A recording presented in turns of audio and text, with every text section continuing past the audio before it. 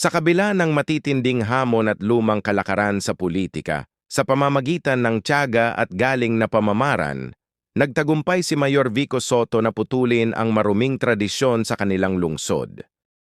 Dito nagsimula ang isang makabuluhang pagbabago kung saan naipadama at naipaintindi niya sa mga Pasigueño ang tunay na diwa ng mabuting pamamahala at tapat na serbisyo publiko. Sa isang panayam, sinabi ni Sotto na bukas siyang makatrabaho ang mga dating nakalaban sa darating na halalan sa 2025. Pero may malinaw siyang kondisyon, hindi raw kasama rito ang mga may kinasasangkutang krimen o yaong may utang sa buwis. Narito ang kanyang pahayag, pakinggan natin. Pasensya na po kung medyo seryoso ang ating mensahe ngayong umaga. Pero may mga bagay po na kailangan ko lang din sabihin para na rin sa aking proteksyon at sa proteksyon ng ating lokal na pamahalaan at sa lahat ng ating ginagawa. May mga bagay po na hindi ko pwede sabihin nung panahon ng pangangampanya. Kasi baka sabihin political motive. Baka sabihin, siyempre pagka political season, mahirap magsalita kasi sabihin political lang yan. Ngayon, wala nang politika. 2028, hindi ako tatakbo. Ngayon pa lang, sinasabi ko na sa inyo.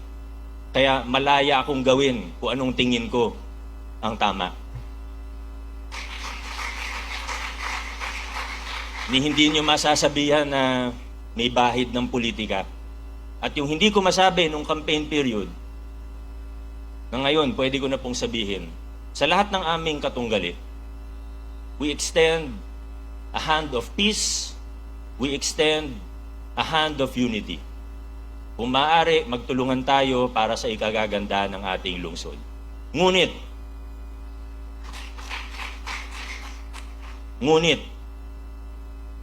kailangan may managot sa mga krimen na naganap.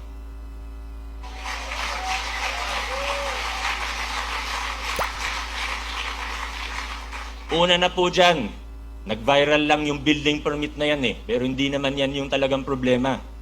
Yung bilyon-bilyong piso ng buwis na utang ninyo sa nasyonal at lokal na pamahalaan, bayaran ninyo.